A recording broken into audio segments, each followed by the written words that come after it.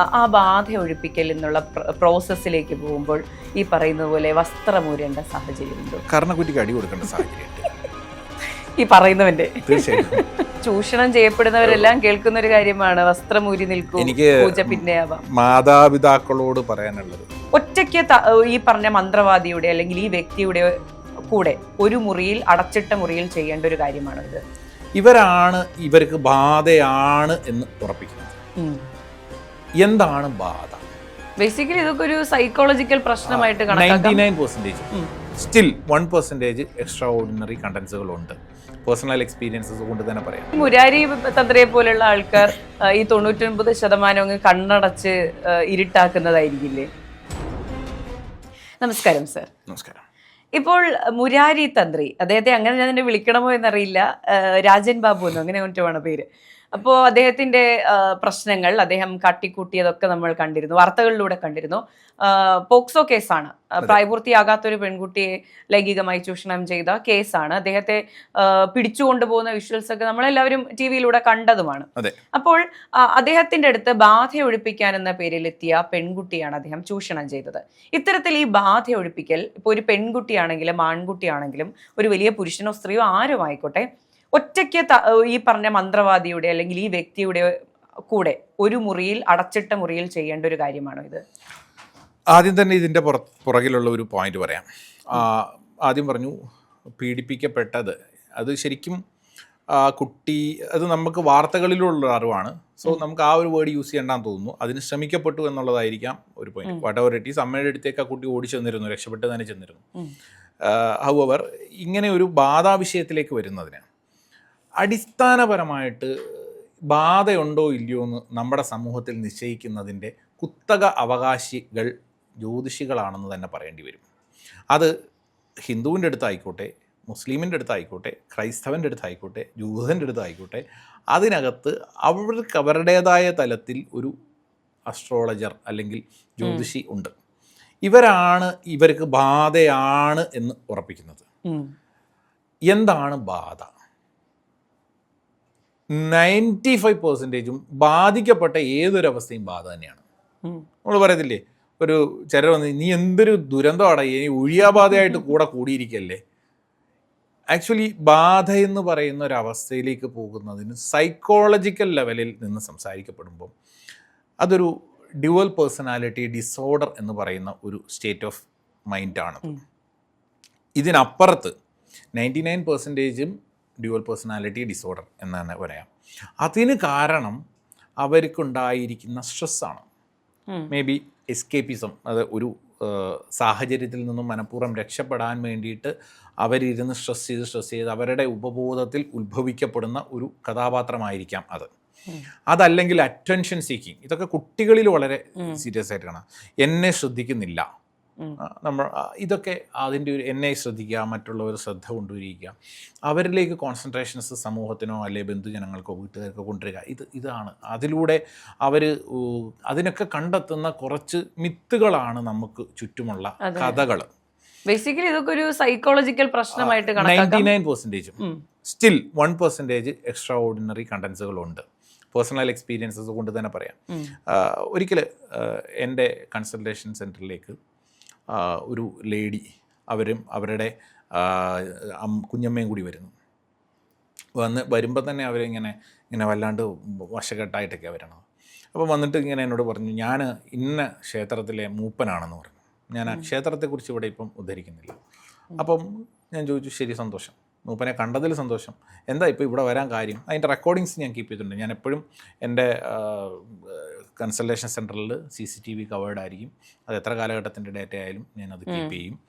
നമുക്ക് വളരെ സീരിയസ് ആയിട്ട് സൈക്കോളജിക്കലി കാര്യങ്ങൾ ഡീൽ ചെയ്യാൻ ആഗ്രഹിക്കുന്ന ഒരാളാണ് ഞാൻ. ജ്യോതിഷം പഠിച്ചതിന് ശേഷം തൻ്റെ മുന്നിൽ വരുന്നത് ബാധയാണോ എന്ന തിയറി ജ്യോതിഷത്തിൽ പഠിച്ചിട്ടുണ്ട്. പക്ഷേ ആ തിയറി പലയിടത്തും വർക്ക് ചെയ്ത് കണ്ടിട്ടില്ലാത്തത് കൊണ്ട് തന്നെ പിന്നെ പോയി സൈക്കോളജിയും മൈൻഡ് തെറാപ്പിയും പഠിച്ച ഒരാളാണ് ഞാൻ. അപ്പോൾ അതിൻ്റെ അടിസ്ഥാനത്തിലാണ് നമുക്ക് പിന്നെ കുറേ ഞാൻ അങ്ങനെ നോക്കിക്കാണാം. നമുക്ക് ഈ അന്ധമായ ഒരു വിശ്വാസത്തിനപ്പുറത്ത് ശാസ്ത്രീയമായി നോക്കി കാണുമ്പം എനിക്ക് ആ കാര്യം ഡീൽ ചെയ്യുന്നതിനകത്തൊരു കോൺഫിഡൻസ് വരും. അതിനപ്പുറത്ത് വരുന്നില്ല. അപ്പോൾ ഇവർ ഇങ്ങനെ വന്നേച്ച് പറഞ്ഞു, ഞാൻ ഇന്ന ക്ഷേത്രത്തിൻ്റെ ഒരാളനാണ്. ഓക്കെ, ഞാൻ പറഞ്ഞു, എന്താ വന്നത്? ഇവരുടെ അടുത്ത് എന്താ വന്നത്? അത് ഇവരെ ഒരാൾക്ക് ഇഷ്ടമായിരുന്നു, അയാൾ ഇന്നടത്തുള്ളതാണ്, അയാൾ ഈ ഇവരുടെ വിവാഹം കഴിച്ച് ഇയാളെ ഇഷ്ടമാണെന്ന് പറയാൻ വേണ്ടിയിട്ട് ഇങ്ങനെ ഇവിടെ വന്ന് വഴിപാടും പ്രാർത്ഥനയൊക്കെ നടത്തി എന്ന് പറഞ്ഞു. ഞാൻ പറഞ്ഞു ഓക്കെ ശരി, ഒരു കാര്യം ചെയ്യും, എനിക്കിതിപ്പം ബോധ്യപ്പെടണ്ടേ, നിങ്ങൾ ഒരാളാണോ ഇല്ലയൊന്നും എനിക്കറിയില്ലല്ലോ, അല്ലെ മൂപ്പനാണോ മൂപ്പത്തയാണോ ഒന്നും എനിക്കറിയില്ലല്ലോ. അങ്ങനെ ഉണ്ടെങ്കിൽ ഒരു കാര്യം ചെയ്യൂ, എന്നെക്കുറിച്ചിട്ട് കുറച്ച് കാര്യങ്ങൾ പറയും. അപ്പോൾ ഈ വന്ന വ്യക്തിക്ക് എന്നെക്കുറിച്ച് അറിഞ്ഞുകൂടാ. അപ്പോൾ എൻ്റെ പേഴ്സണൽ ലൈഫ് എന്ന് പറയുന്ന ലൈഫിനകത്തുള്ള പ്രശ്നങ്ങൾക്ക് അപ്പുറത്ത് ഞാനൊരു വീട് പണിക്ക് അന്നേരം ശ്രമിച്ചുകൊണ്ടിരിക്കുക. അപ്പം എന്നോട് ചോദിച്ചു, നീ തറ കെട്ടിയിട്ടിട്ട് എത്ര നാളായി, എന്താ നിൻ്റെ പണി നടക്കാത്തതെന്ന് ചോദിച്ചു. ഓക്കെ, ഇപ്പം നിനക്ക് ബോധ്യമായോ എന്ന് ചോദിച്ചു. ഞാൻ പറഞ്ഞു അങ്ങനെ ചോദിച്ചു കഴിഞ്ഞാൽ വീണ്ടും കുഴപ്പമുണ്ടല്ലോ. അപ്പോൾ എൻ്റെ അമ്മയുടെ അച്ഛൻ്റെ ലൈഫിലുള്ള കാര്യങ്ങളെക്കുറിച്ചിട്ട് എടുത്ത് ചോദിച്ചു. അപ്പോൾ ഞാൻ ചോദിച്ചു അതൊക്കെ ശരി. അപ്പോൾ എനിക്ക് ഇനി ഇതിനകത്ത് കൂടുതൽ കാര്യങ്ങൾ, പിന്നെ ഇങ്ങനത്തെ പല എക്സ്പീരിയൻസുകളുണ്ട് കേട്ടോ. പേഴ്സണൽ ലൈഫിനപ്പുറത്ത് നമുക്ക് സാഹചര്യമായിട്ട് ഞാനിങ്ങനെ എന്തെങ്കിലും ഈ വന്നത് ബാധയാണോ ദേവനാണോ ദേവിയാണോ എന്നൊക്കെയുള്ള ഒത്തിരി കേസുകൾ എൻ്റെ അടുത്ത് വരുമ്പോൾ ഞാൻ ഒരു കാര്യം ചെയ്യും, ദേവനാണല്ലോ അല്ലേ, അല്ലെങ്കിൽ മന്ത്രമൂർത്തിയാണല്ലോ, ഇങ്ങനെയൊക്കെയുള്ള സാധനങ്ങൾ ലോക്ക്ഡൗണിൻ്റെ സമയത്തൊന്നാണ്. ഒരു കാര്യം ചെയ്യും, മന്ത്രമൂർത്തിയാണെന്ന് ഞാൻ അംഗീകരിച്ചു തരാം. ഈ കൂടെ നിൽക്കുന്നവർക്ക് എനിക്ക് ബോധ്യപ്പെട്ട പോരാ, ഈ കൂടെ നിൽക്കുന്ന നിന്നെ കണ്ടുകൊണ്ടിരിക്കുന്നവർക്കും ബോധ്യപ്പെടണം, എങ്കിലേ അവർ നിനക്ക് അമ്പലം പണിഞ്ഞരുള്ളൂ. മന്ത്രമൂർത്തിയാണ് അല്ലെ ദേവിയാണെങ്കിൽ ഒരു കാര്യം ചെയ്യൂ, ഇപ്പോൾ നല്ല നല്ല പകലാണ്, ഒരു ഒറ്റ മിനിറ്റ് നേരം സമയം തരാം, ഒരു മഴ പിടിച്ചോ അല്ലെങ്കിൽ ഒരു കാറ്റടിപ്പിച്ചു തരാൻ പറഞ്ഞു. അങ്ങനെയൊക്കെ ചെയ്തവരുണ്ടോ? മഴയും പിന്നുന്നില്ലെങ്കിൽ ഒരു കാക്കേനെ കൊണ്ട് കരയിപ്പിക്കാനോ ഒരു പ്രത്യേക കിളീനെ വരുത്താനൊക്കെ പറഞ്ഞിട്ട് വന്നിട്ട് അത്ഭുതങ്ങളുണ്ട് അവിടെ ആംബിയൻസിൽ. അതെൻ്റെ ഗുരുനാഥൻ്റെ എക്സ്പീരിയൻസിൽ നിന്ന് നേരിട്ട് കണ്ട അനുഭവമുള്ളത്. അപ്പോൾ അങ്ങനെയൊക്കെ കുറേ എക്സ്പീരിയൻസുകളുണ്ട്.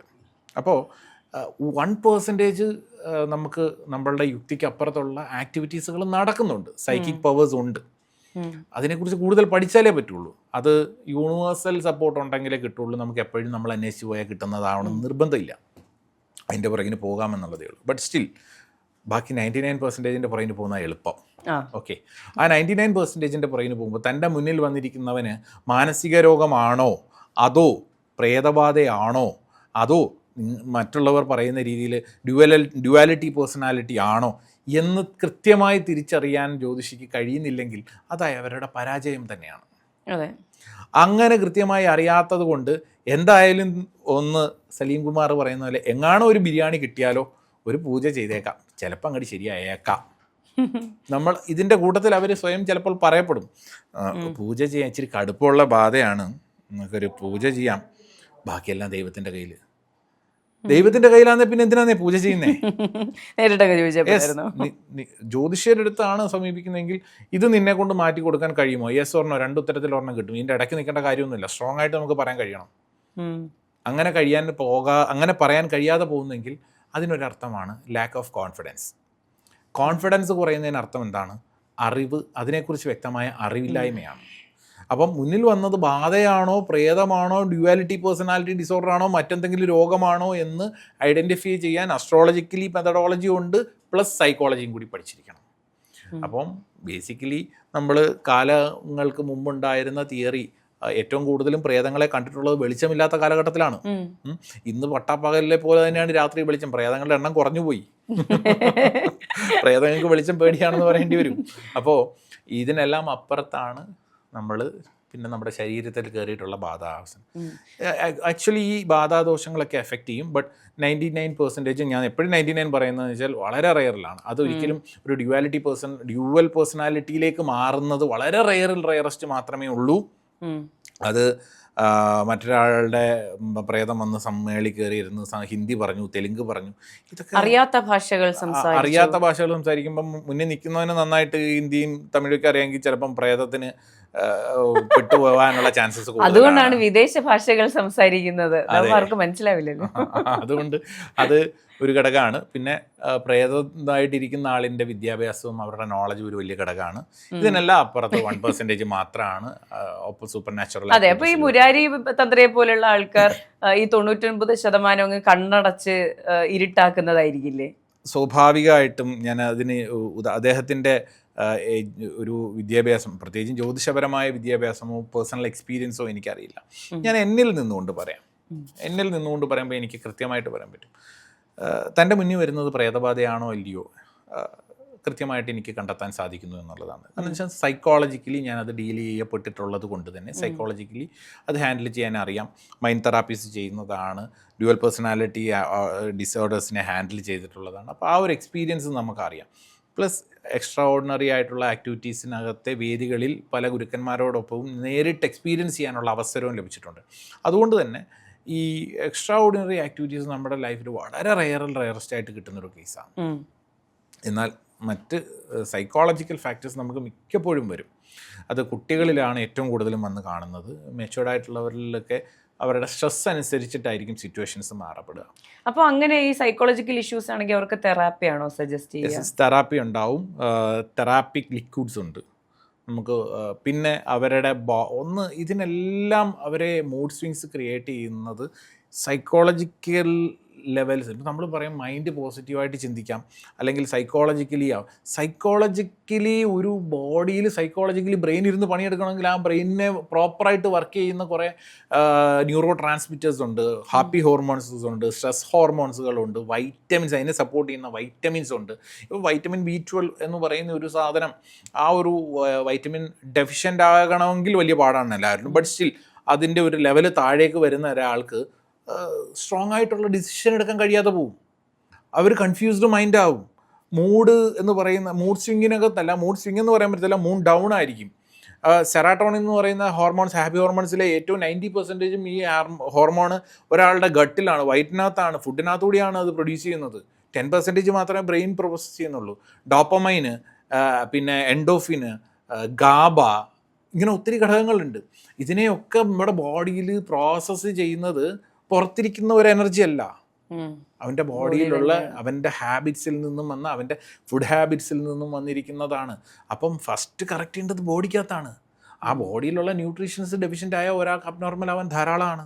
അതെ. അപ്പോൾ ഈ ബാധ പോലുള്ള ഒരു ശതമാനം ഉണ്ടല്ലോ, ഒരു ബാധയാണ് എന്ന് വിചാരിക്കുക. അപ്പോൾ ആ ബാധ ഒഴിപ്പിക്കൽ എന്നുള്ള പ്രോസസ്സിലേക്ക് പോകുമ്പോൾ ഈ പറയുന്നത് പോലെ വസ്ത്രമൂരേണ്ട സാഹചര്യമുണ്ടോ? കർണക്കുറ്റിക്ക് അടി കൊടുക്കേണ്ട സാഹചര്യമുണ്ട് ഈ പറയുന്നവൻ്റെ. തീർച്ചയായിട്ടും അങ്ങനെ ഒരു കൺസെപ്റ്റ് ഒന്നുമില്ല. അല്ല, ഞാനൊരു സിമ്പിളായിട്ടൊരു ചോദ്യം ചോദിക്കട്ടെ. ഈ ബാധ ഡ്രസ്സ് നോക്കിയിട്ടാണ് കയറുന്നേ? അല്ല, കയറിയപ്പോൾ ഇത് ഇങ്ങനെ പല കാര്യങ്ങൾ പറയാൻ, ഡ്രസ്സ് ഇല്ലാതെ നിന്ന് കഴിഞ്ഞാൽ ബാധ വരും, ഡ്രസ്സ് ഇട്ടാൽ ബാധ വരും. എടാ, ഇതിപ്പോൾ എന്തായാലും ബാധ വരും എന്നുള്ളത് ബോധ്യമായില്ലേ? അപ്പം അതിനെ ഓടിക്കാൻ ഡ്രസ്സ് മാറ്റണം എന്ന് പറയുന്നതിനകത്തൊരു ലോജിക്ക്. എനിക്ക് തോന്നുന്നു ഈ ചൂഷണം ചെയ്യപ്പെടുന്നവരെല്ലാം കേൾക്കുന്ന ഒരു കാര്യമാണ് വസ്ത്രമൂരി നിൽക്കും. എനിക്ക് മാതാപിതാക്കളോട് പറയാനുള്ളത്, നിങ്ങളുടെ മക്കള് ആൺകുട്ടി ആയിക്കോട്ടെ പെൺകുട്ടി ആയിക്കോട്ടെ, ഒരു പൂജയ്ക്ക് വേണ്ടിയിട്ടും ഒരാളുടെ കയ്യിലും വിട്ടുകൊടുക്കേണ്ട ആവശ്യകതയില്ല. 2, ഉറപ്പ് മേടിക്കണം, എഴുതി കൊടുക്കാൻ തയ്യാറാവണം. ഈ പൂജ ചെയ്താൽ നിങ്ങളുടെ മകൻ അല്ലെങ്കിൽ നിങ്ങളുടെ മകൾ ഇന്ന അവസ്ഥയിലേക്ക് തിരികെ എത്തിയില്ലെങ്കിൽ ആ പണം തിരികെ കൊടുക്കും. ശരി, മിനിമം ഗ്യാരണ്ടിയാണത്. മിനിമം ഗ്യാരണ്ടി അത് വേണം. 3, അമ്മയോ അച്ഛനോ മാതാപിതാക്കൾ, അതല്ലെങ്കിൽ അവർക്ക് വേണ്ടപ്പെട്ടവരുടെ സാന്നിധ്യത്തിലുള്ള പൂജകൾ മതി. ഇതിനപ്പുറത്ത് ഒരു മറിമായവും ഒരു മഹാകാര്യവും എങ്ങും സംഭവിക്കാൻ പോകുന്നില്ല. ബാധ വന്നെങ്കിൽ എവിടെ നിന്ന് വന്ന ബാധ? അത് പ്രേതമാണെങ്കിൽ ഏതാ പ്രേതം? എവിടെയുള്ളതാ പ്രേതം? പ്രേതത്തിൻ്റെ രൂപം എന്താ? ജീവിച്ചിരുന്നപ്പോൾ എന്ത് സ്വഭാവം? ഞാൻ വളരെ സീരിയസ് ആയിട്ട് എൻ്റെ സ്റ്റുഡൻസിനെ, ജ്യോതിഷത്തിൻ്റെ ക്ലാസ് എടുക്കുന്ന സ്റ്റുഡൻസിനോട് ഞാൻ പറയും, നിങ്ങൾ ഒരാൾക്ക് നിങ്ങളോട് ശത്രുതയുണ്ടെന്ന് പറഞ്ഞാൽ ആ ശത്രുവിൻ്റെ രൂപവും അതിൻ്റെ കാരണം പറഞ്ഞു കൊടുക്കാൻ നിങ്ങൾ ബാധ്യസ്ഥനാണ്. അവൻ്റെ സ്വഭാവം പറഞ്ഞു കൊടുക്കാൻ ബാധ്യസ്ഥനാണ്. അവൻ്റെ ഭാര്യ അല്ലെ അവൻ്റെ ഭർത്താവ്, അവൻ്റെ മക്കളെക്കുറിച്ചും അവരുടെ രൂപങ്ങളെക്കുറിച്ചും അവരുടെ സ്വഭാവ രീതികളെക്കുറിച്ചും പറഞ്ഞു കൊടുക്കാൻ ബാധ്യസ്ഥനാണ്. നിങ്ങൾക്ക് കുടുംബത്തിൽ പിതൃദോഷം ഉണ്ടെന്ന് പറഞ്ഞാൽ ഏത് കുടുംബത്തിലും ആൾക്കാർ മരിക്കാത്തത്? ആ പിതൃവിൻ്റെ രൂപം പറഞ്ഞു കൊടുക്ക്, അയാൾ ജീവിച്ചിരുന്ന രീതി പറഞ്ഞു കൊടുക്ക്, അയാൾ നിങ്ങളോട് അറ്റാച്ച് ആയതിൻ്റെ കാരണം പറഞ്ഞു കൊടുക്ക്. ഇതെല്ലാം അവർ ഇങ്ങോട്ട് പറയാതെ അങ്ങോട്ട് ജ്യോതിഷി പറഞ്ഞു കൊടുക്കുമ്പോൾ എഗ്രി ചെയ്താൽ അവർക്ക് അത് സ്വയം ബോധ്യവും. പ്രത്യേകിച്ച് അതിന് സർട്ടിഫിക്കറ്റ് പിന്നെ കൊടുക്കണ്ട. ഇത് എനർജി റിലീസിങ് ആണ്, എനർജി ബാലൻസിങ് ആണ്. Universe is full of energy. Neither can be created in flush or nor can be destroyed, but can be converted from one form to another form. എന്തായാലും എൻ്റെ തിയറിയല്ല ഇത്. അപ്പം ഊർജം ഒരു തലത്തിൽ നിന്നും മറ്റൊരു തലത്തിലേക്ക് മാറ്റാൻ പറ്റും. ഈ ഊർജ ശരീരം അല്ലെങ്കിൽ ഊർജം എന്ന് പറയുന്ന എനർജിയാണ് നമ്മളിവിടെ നമ്മുടെ സൈക്കോളജിക്കലിക്കപ്പുറത്ത് കുറച്ച് സ്പിരിച്വൽ ലെവലിലേക്കും സ്ഥൂലം സൂക്ഷ്മം കാരണം 3 ശരീരരൂപങ്ങളാണ് നമുക്കുള്ളത്. നമ്മൾ ഏതൊരു യൂണിവേഴ്സിൽ കാണുന്ന ഏതൊരു ജീവജാലത്തിൻ്റെ ഉള്ളിലും കാണപ്പെടുന്നതെല്ലാം അങ്ങനെ പറയാം, സ്ഥൂലവും സൂക്ഷ്മവും കാരണവും. എന്താ ഈ സ്ഥൂലം എന്ന് പറഞ്ഞാൽ ഫിസിക്കൽ ബോഡിയാണ്, സൂക്ഷ്മം എന്ന് പറഞ്ഞാൽ എനർജി, കവേർഡ് എനർജി ബോഡിയാണ്, കാരണം എന്ന് പറഞ്ഞാൽ കോസാണ്, അതിനെയാണ് നമ്മൾ ആത്മാവ് അല്ലെ പരബ്രഹ്മം എന്നൊക്കെ പറയാം. ഇപ്പം ഇതൊരു ട്രയാങ്കിളാണ്. ഓക്കെ, ഇത് കാരണമാണ്, ടോപ്പ് ഏരിയയിൽ കാരണം. ഈ ഒരു ജോയിൻറ്റിൽ ഈ വരുന്നത് സ്ഥൂലവും ഇങ്ങനത്തെ ജോയിൻറ്റിൽ സൂക്ഷ്മമാണെന്ന് വിചാരിക്കും. ഒരാളുടെ ലൈഫിൽ കാരണവും സ്ഥൂലവും സൂക്ഷ്മവും എപ്പോഴും കണക്റ്റഡ് ആയിട്ടിരിക്കുകയാണെങ്കിൽ ഹീ ഈസ് എലൈവ്. ഓക്കെ, കാരണമെന്ന് പറയുന്ന കണക്ഷൻസ് ഇപ്പോഴുണ്ട്, സ്ഥൂലത്തിലേക്കും സൂക്ഷ്മത്തിലേക്കും ഒരേപോലെ കണക്ട് ചെയ്യും. സൂക്ഷ്മം എന്ന് പറയുന്ന വാസന ബോഡി അല്ലെ എനർജി ഓറ, ഇത് സ്ഥൂലത്തിലേക്ക് കണക്ട് ചെയ്യും. അപ്പം ഇത് മൂന്നും കണക്റ്റഡ് ആയിട്ടിരിക്കുമ്പോൾ അയാൾ ജീവനോടെ ഉണ്ട്. ഇനിയും കാരണം കണക്ട് ചെയ്തിട്ടില്ല, ആള് പോയി, ആള് മരിച്ചു. ഇനി കാരണം കണക്റ്റഡ് ആണ്, കാരണം സ്ഥൂലത്തിലേക്കും കണക്റ്റഡ് ആണ്, സൂക്ഷ്മത്തിലേക്ക് കണക്റ്റഡ് ആണ്. ഇതിൽ നിന്നും സൂക്ഷ്മവും സ്ഥൂലവും തമ്മിലുള്ള ഫിസിക്കൽ ബോഡിയും ഓറ ബോഡിയും തമ്മിലുള്ള കണക്ഷൻ കട്ടായാൽ either he is in coma or he is in dual personality. കാരണം ഈ സ്ഥൂല ശരീരത്തിനെ ഗൈഡ് ചെയ്യുന്ന വാസനകൾ അവൻ്റെ സൂക്ഷ്മത്തിൽ നിന്നാണ് വരുന്നത്. ചിലരെ കണ്ടിട്ടില്ല, അവർക്ക് അമിതമായ പിന്നെ ലഹരിയോട് ആസക്തി ഉണ്ടാവുന്നു. ഇതാരും പഠിപ്പിക്കുന്നൊന്നുമല്ല, ഒന്ന് തുടങ്ങി പിന്നെ കത്തി കയറി ഇങ്ങോട്ട് പോവുക, ഒരു കുഴപ്പമുണ്ടാവില്ല അവർക്ക്. അറ്റ് ദ എൻഡ് വരെ അവർ ജോളിയായിട്ട് ഇങ്ങനെ പോയിട്ടേയിരിക്കും. ഇതെവിടെയാ? ഇപ്പോൾ എൻ്റെ ഒരു ബാക്ക്ഗ്രൗണ്ടിൽ ഒരാളും അസ്ട്രോളജി അല്ലെങ്കിൽ മൈൻഡ് തെറാപ്പി റിസർച്ചുമായിട്ട് ഒരാൾ പോലും ഇല്ല, ഒരു സൈക്കോളജിസ്റ്റ് പോലും ഇല്ല എൻ്റെ ഫാമിലി. ബാക്കിലോട്ട് നോക്കുമ്പോൾ എനിക്ക് ഈ താല്പര്യമെല്ലാം എവിടെ നിന്നാ? എനിക്ക് ഇതിനോടുള്ള റിസർച്ച് തുടങ്ങിയത് എന്താ? ഞാൻ ശാസ്ത്രീയമായിട്ട് ഇതിനെ ഭ്രാന്ത് പിടിച്ചിട്ട് പോയി കണ്ടുപിടിക്കേണ്ട കാര്യം എന്താണ്? ജ്യോതിഷപരമായിട്ട് എല്ലാം തെളിയിക്കാൻ പറ്റുന്ന രീതിയിൽ നോക്കി കാണണമെന്ന് ഞാൻ വാശി പിടിക്കുന്നത് എന്തുകൊണ്ടാണ്? അതിനുവേണ്ടി ശ്രമിക്കുന്നത് എന്തുകൊണ്ടാണ്? ആരെന്നെ തള്ളിവിട്ടിട്ടാണ്? ബിക്കോസ് എൻ്റെ സൂക്ഷ്മം എനർജി ബോഡി അതിന് ഡിസൈൻഡ് ആണ്. ഞാൻ ആ ഒരു പാറ്റേൺ, ഇതിനെയാണ് നമ്മൾ സബ് കോൺഷ്യസ് മൈൻഡ് എന്ന് പറയുന്നത്.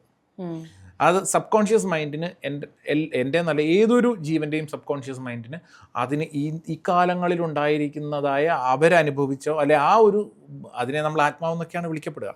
ബട്ട് സ്റ്റിൽ ഞാൻ അതിനെന്തോ സൂക്ഷ്മ ശരീരം എന്നാ പറയാം, എനർജി ബോഡി. ഈ എനർജി ബോഡിയാണ് നമ്മളെ കവറപ്പ് ചെയ്ത് അടുത്ത പാറ്റേണിലേക്ക് വരുന്നത്. ഈ എനർജി ബോഡിക്ക് ആക്ട് ചെയ്യാനുള്ളതാണ് സ്ഥൂല ശരീരം, ഫിസിക്കൽ ബോഡി. ഈ എനർജി ബോഡിക്ക് ഇൻഡിപെൻഡൻ്റ് ആയിട്ട് ആക്ട് ചെയ്യാനുള്ള ഫിസിക്കൽ ബോഡിയെയും എനർജി ബോഡിയെയും ഒരേ സമയത്ത് കണക്ട് ചെയ്യുന്ന സപ്ലൈ ബോഡിയാണ് ദ യൂണിവേഴ്സൽ എനർജി അല്ലെങ്കിൽ സൂപ്പർ കോൺഷ്യസ് എന്ന് പറയുന്ന പരബ്രഹ്മോ അങ്ങനത്തെ പേര് വേണമെങ്കിലും വിളിക്കാം അത്. സോ ഈ ഒരു കണക്ഷൻ അറ്റ് എ ടൈമിൽ നിൽക്കുമ്പം അതുമായിട്ട് കണക്ട് ചെയ്ത ചാനൽ വർക്കിംഗ് ആയിരിക്കും. ഇതിങ്ങനെ ആയിരിക്കും ഉണ്ടാവുക. ഇതിങ്ങനെ എനിക്ക് പറഞ്ഞു തന്നതാരാ? ആരും പറഞ്ഞു തന്നല്ല. അതെനിക്ക് കിട്ടിയിരിക്കുന്ന വെച്ചാൽ എൻ്റെ സൂപ്പർ കോൺഷ്യസിലേക്കോ അല്ലെ എൻ്റെ സബ് കോൺഷ്യസിലേക്കോ കണക്ട് ചെയ്തിരിക്കുന്ന സൂപ്പർ കോൺഷ്യസിൻ്റെ ചാനൽ എന്തോ ഭാഗ്യം കൊണ്ട് ഈ പ്ലഗിലാണ് കുത്തിയിരിക്കണം, അത്രേ ഉള്ളൂ. അതെ. അപ്പോൾ ഈ മുരാരി തന്ത്രിയുടെ ഈ പറഞ്ഞ പോയിന്റ് എവിടെയായിരിക്കും കണക്ട് ആയിട്ടുണ്ട്? നിർഭാഗ്യവശാൽ അത് ഇപ്പോൾ ഫെയിം എന്ന് പറയുന്ന ഒരു സാധനം കയറി വന്നിട്ടാണ് ആളിന് പണി കിട്ടിയത്.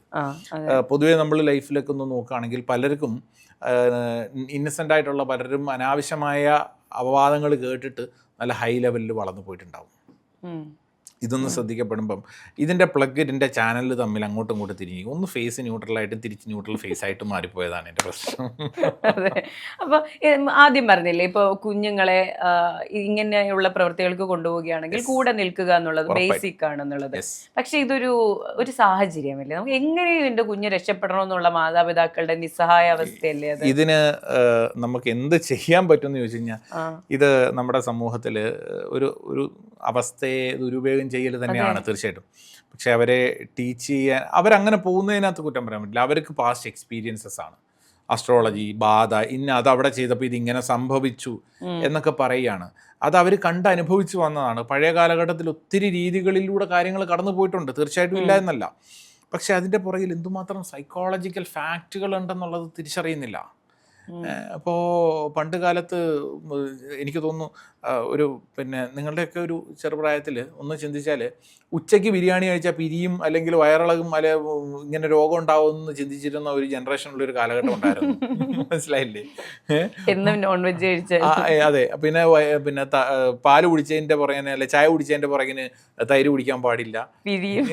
ഇത് പക്ഷെ ഇന്നിപ്പോൾ എന്ന് വെച്ചാൽ ചായയും തൈരും ചിക്കനും മട്ടനും കൊണ്ടും ഇത് നിരന്തരം ആവർത്തിക്കപ്പെടുമ്പോൾ അവൻ്റെ ശരീരത്തിൽ വിരുദ്ധത ഉണ്ടാകും, അവൻ്റെ ബോഡിക്ക് റെഗുലേഷൻസ് ഡിഫറെൻ്റ് ആകും, അത് ഹെൽത്ത് ഇഷ്യൂസ് ക്രിയേറ്റ് ചെയ്യും. അതുകൊണ്ടാണ് ഇത് ഇങ്ങനെ പ്രോസസ്സ് ചെയ്ത് പോകുമ്പോൾ ഇതിൻ്റെ കാരണത്തെ അറിയാതെ ആൾക്കാർ ഭയപ്പെടുത്തുന്ന കണ്ടന്റുകൾ വെച്ചിട്ട് പോയാലേ എന്നാലേ ഇവൻ പഠിക്കുകയുള്ളൂ. അങ്ങനെ ഒരു സാധനത്തിൽ വന്നപ്പോൾ അത് വിശ്വാസത്തിനും അന്ധവിശ്വാസത്തിനും ഇടയിലുള്ള ഒരു സ്റ്റേജ് ആയിപ്പോയി. അപ്പോൾ പലർക്കും അതിനെ തള്ളിക്കളയാനും പറ്റത്തില്ല.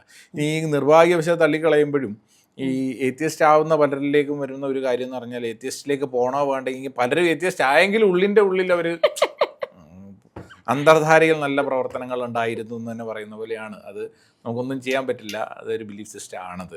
അപ്പോൾ എടുത്തു പറയേണ്ടത് ഒരു ബാധാപൂജയും അടച്ചിട്ട മുറിയിൽ ആവശ്യമില്ല. അടച്ചിട്ട മുറി ആയിക്കോട്ടെ, അതിനകത്ത് അതിൻ്റെ അച്ഛനും അമ്മയും ബന്ധുക്കളും ഒക്കെ ഇരിക്കട്ടെ,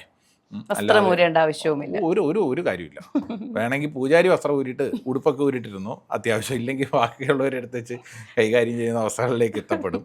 അതുകൊണ്ട് വസ്ത്രം ഊരേണ്ട ആവശ്യകതയില്ല. അതിനി ആരുടെ ആയാലും വേണ്ട അതിൻ്റെ ആവശ്യം.